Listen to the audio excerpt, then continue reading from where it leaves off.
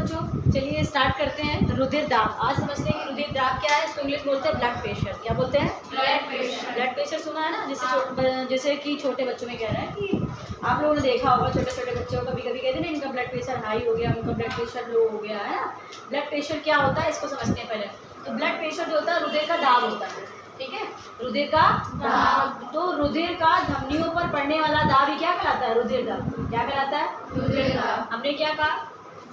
रुधिर का, हमने क्या कहा? रुधिर का धमनियों पर, किस पर?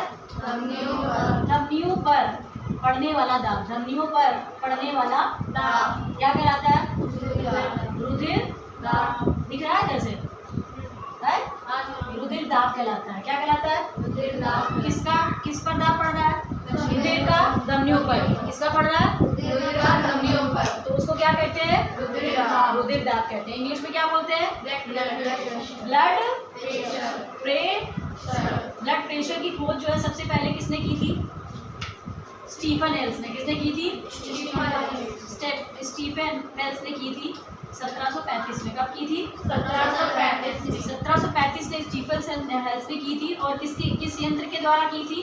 तो रुधिर दाब की जो आप लोगों ने देखा होगा ना, जिसे हाथ में लगा के उसको ऐसे से फुलाते हैं, फिर देखते हैं वो 120 के और 80 के बीच में कुछ समथिंग आ जाता है हम लोगों का। तो वो जो होता है ना उसको स्फैग्नोमेनोमीटर बोलते हैं। क्या बोलते हैं? स्फैग्नोमेनोमीटर। जो यंत्र होता है जिससे हम बीपी को मापते हैं वो यंत्र क्या कहलाता है? बात समझ में आ गई? स्फैग्नोमेनोमीटर।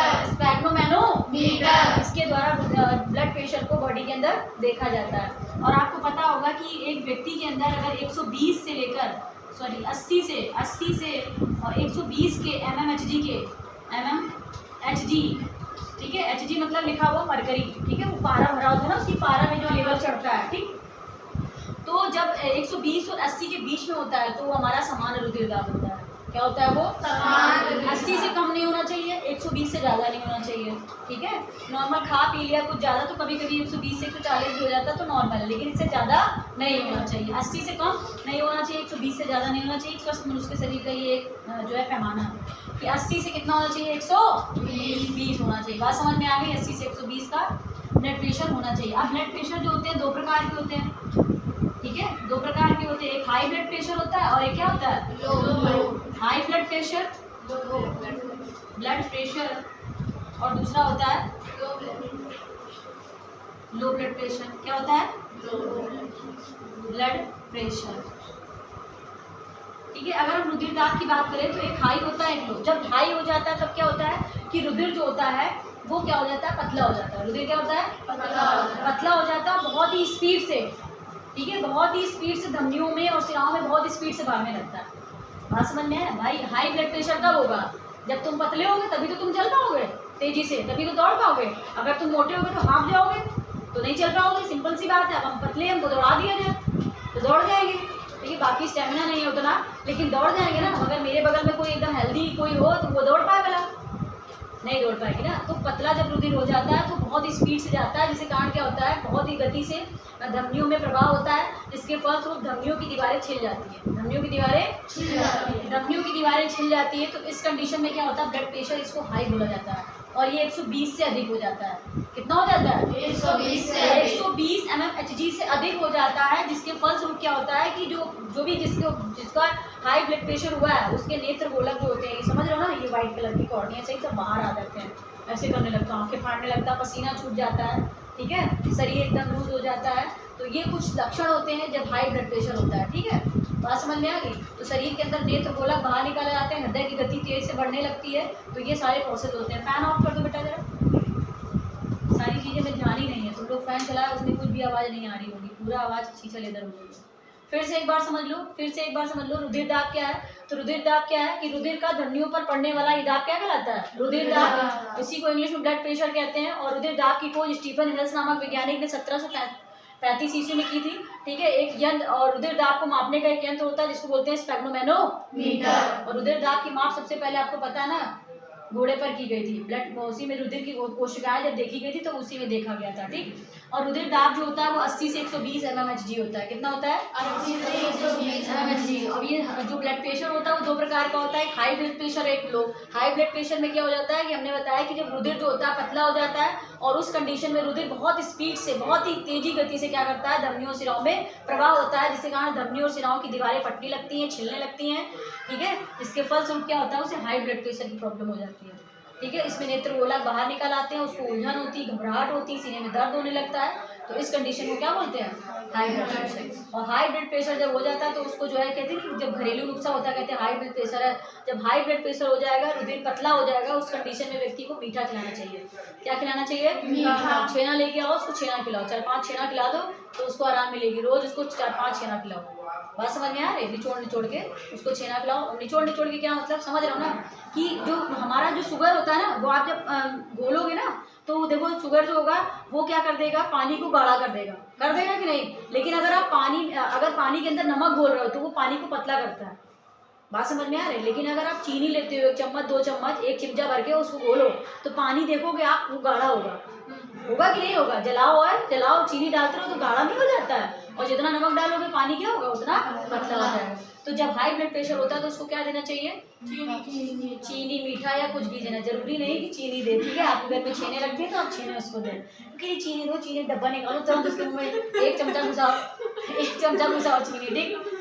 अब लो ब्लड प्रेशर में की अगर बात करें, ठीक है, उसको जलाओ, जो भी रखा हो तुरंत और जलाओ रखाओ, पियो, ढचा शुरू हो जाओ। ठीक, उसको जलाओ पिला दो। अब आ जाओ लो ब्लड प्रेशर। तो लो ब्लड प्रेशर में जैसे इसके अपोजिट हो जाता है, इसमें रुधिर का प्रवाह जो होता है बहुत धीमे धीमे होता है, जिसके कारण रुधिर धमनियों में क्या होता है, रुधिर धमनियों में बहुत, ब्लड प्रेशर जब धीमे धीमे होगा तो रुधिर का प्रवाह धीमे धीमे हो जाएगा, तो हृदय की गति भी क्या होगी, हल्के से धीमे होने लगेगी। और लो ब्लड प्रेशर में क्या होता है, व्यक्ति को जो होता है उसका वजन हल्का हो जाता है, ठीक है, उसको घबराहट होती है, पसीना छूट जाता है, ये कंडीशन होती है लो ब्लड प्रेशर। ऐसे व्यक्ति को क्या खिलाना चाहिए?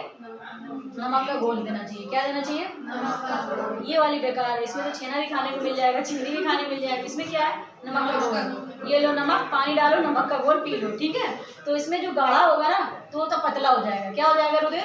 बात समझ में आ गई? तो ये आपको हाई और ब्लड, और सामान्य भी एक लिखना चाहो तो लिख सकते हो, सामान्य रुधिर वर्ग। इसमें कुछ भी नहीं, इसमें समान ब्लड जो होता है अपनी सामान्य स्थिति में जो है प्रवाह करता है, और 120 से, और इसमें जो लो होगा वो 80 से नीचे हो जाएगा, 80 mmHg से नीचे हो जाएगा। इसमें क्या होगा, 120 mmHg से ऊपर हो जाएगा, इसमें 120 से नीचे हो जाएगा, तब ये कंडीशन हो जाती है।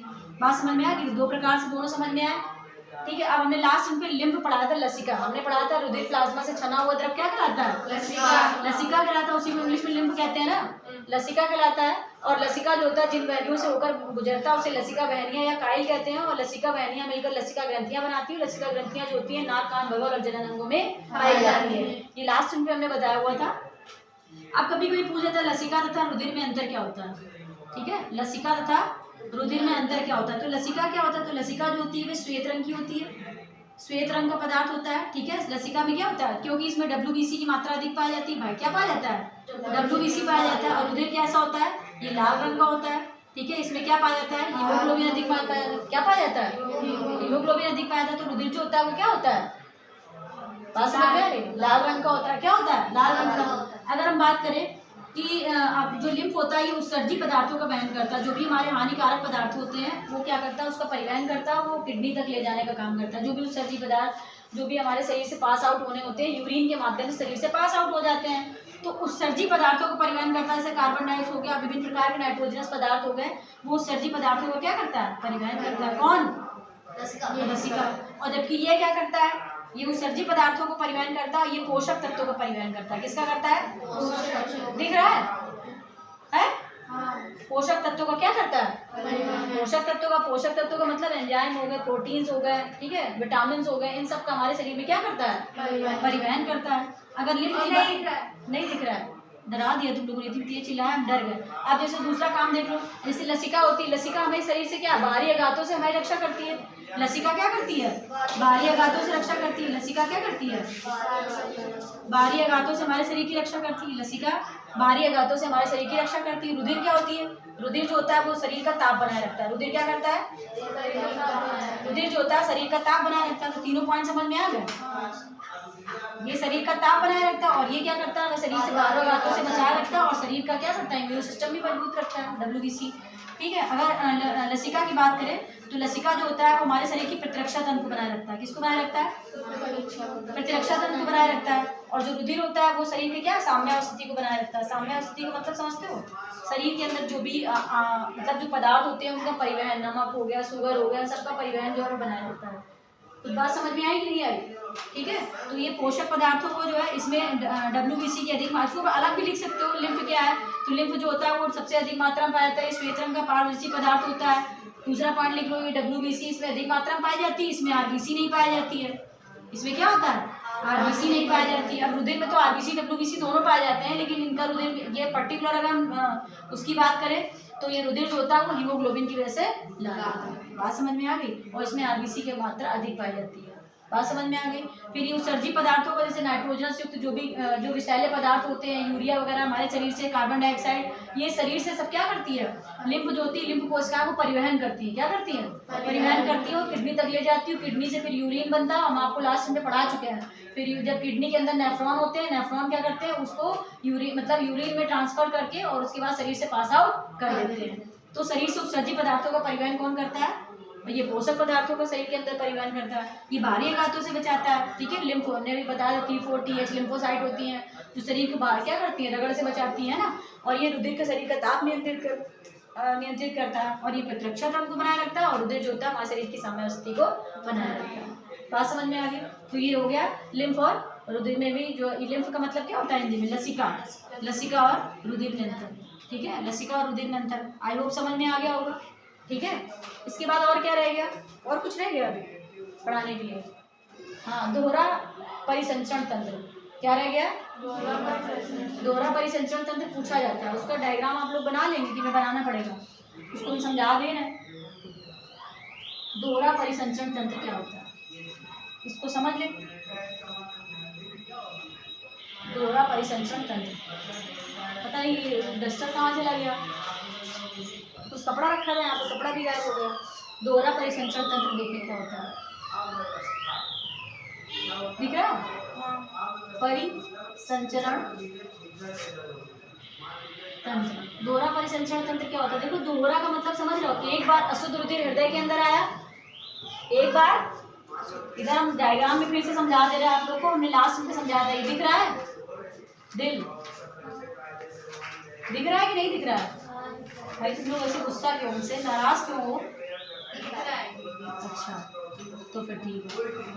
ये हमने डायग्राम पढ़ाया था लास्ट में, हृदय की संरचना पढ़ाई थी, अगर याद हो थोड़ी सी, याद है कि नहीं याद है थोड़ी सी? ठीक है। इस तरीके का एक स्ट्रक्चर पढ़ाया था हमने, इस तरीके का एक स्ट्रक्चर पढ़ा था, तो उसमें हमने दोहरी संरचना बताई थी। हमने अब उसमें दोहरी संरचना क्या है? दोहरी संरचना का मतलब क्या होता है? एक बार अशुद्ध रुधिर जो होता है वो, अशुद्ध रुधिर जो होता है वो क्या करता है? पश्च महाशिरा के द्वारा प्रवेश करता है, और अशुद्ध रुधिर जब एक कक्ष में इधर तक रहता है तो ये एक बार, अब ये अशुद्ध रुधिर यहाँ पर आया, यहाँ से फिर इधर गया, फिर उसके बाद जाने के बाद फेफड़ों में गया, फेफड़ों से शुद्ध होकर आ गया, फेफड़ों से कहाँ होकर शुद्ध होकर आ गया, फिर शुद्ध होकर क्या हो गया?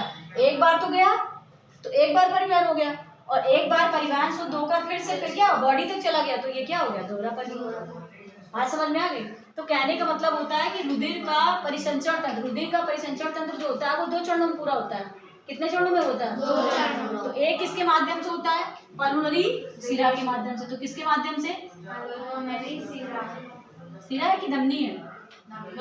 धमनी है। और दूसरा किसके माध्यम से होता है? पल्मोनरी शिरा के माध्यम से होता है। बात समझ में आ गई? तो हमने कहा पल्मोनरी शिरा, तो आपको हम शायद हृदय की संरचना में सब पढ़ा चुके हैं कि अशुद्ध रुधिर, जो अशुद्ध रुधिर होता है वो किसके माध्यम से? राइट ऑरिकल के माध्यम से कहाँ आता है? राइट ऑरिकल से कहाँ पर आता है? राइट वेंट्रिकल में आता है। कहाँ पर आता है? राइट वेंट्रिकल में आता है। और राइट वेंट्रिकल, राइट ऑरिकल और राइट वेंट्रिकल के मध्य में एक नलिका पड़ी होती है। इस नलिका को क्या कहते हैं? Pulmonary vein. पल्मोनरी वेन की आर्टरी, तुम लोग सब गलती बोलते हो, पल्मोनरी आर्टरी बोलते हैं। और यही पल्मोनरी धमनी होती है, यही पल्मोनरी आर्टरी का मतलब धमनी बोलते हैं। और यही जो होती है वो अशुद्ध रुधिर को कहाँ ले जाती है? फेफड़ों में। फेफड़ों में रक्त शुद्ध हो जाता है। तो इस पूरी प्रक्रिया को क्या कहते हैं? पल्मोनरी धमनी परिवहन। क्या कहते हैं? बात समझ में आ गई। अब दूसरा क्या परिवहन है, पल्मोनरी सिरा परिवहन। ये कैसे परिवहन होता है, अब फेफड़ों में रक्त शुद्ध होने के पश्चात धमनियों के माध्यम से, ये छोटी छोटी क्या है धमनियाँ, इन्हीं को आर्टरी कहते हैं, धमनियाँ हैं आर्टरीज, यही धमनियों के माध्यम से शुद्ध रुधिर जो होता है वो कहाँ पे आता है, लेफ्ट ऑरिकल, फिर लेफ्ट ऑरिकल से लेफ्ट वेंट्रिकल, कहाँ पर है left ventricle, left auricle left ventricle के मध्य में एक नलिका पड़ी होती है, इसी नलिका को ही क्या बोलते हैं, क्या बोलते हैं, पल्मोनरी सिरा बोलते हैं। और यही पल्मोनरी सिरा के माध्यम से जितना भी हमारा शुद्ध रुधिर होता है वो शरीर तक पहुंच जाता है। इस पूरे परिवहन को क्या बोलते हैं, पल्मोनरी सिरा। तो इस तरीके से ये दोहरा परिवहन हो गया। आई होप समझ में आया होगा। ये हम पहले लास्ट में भी आपको हृदय की संरचना पढ़ा चुके हैं, ठीक है। उसमें भी फैन ऑन करके रखा था तो उसमें भी आवाज़ जो है उसकी आवाज़ भी बिल्कुल बेकार ही, वो वीडियो बिल्कुल बेकार ही चला गया है, तो उसकी आवाज़ समझ में नहीं आ रहा है, ठीक है। लेकिन इसको कई बार देखेंगे तो समझेंगे तो आ जाएगा, ठीक है। बहुत इंपॉर्टेंट है 10th क्लास के पर्पज़ से, ठीक। आई होप समझ में आया होगा। Thank you.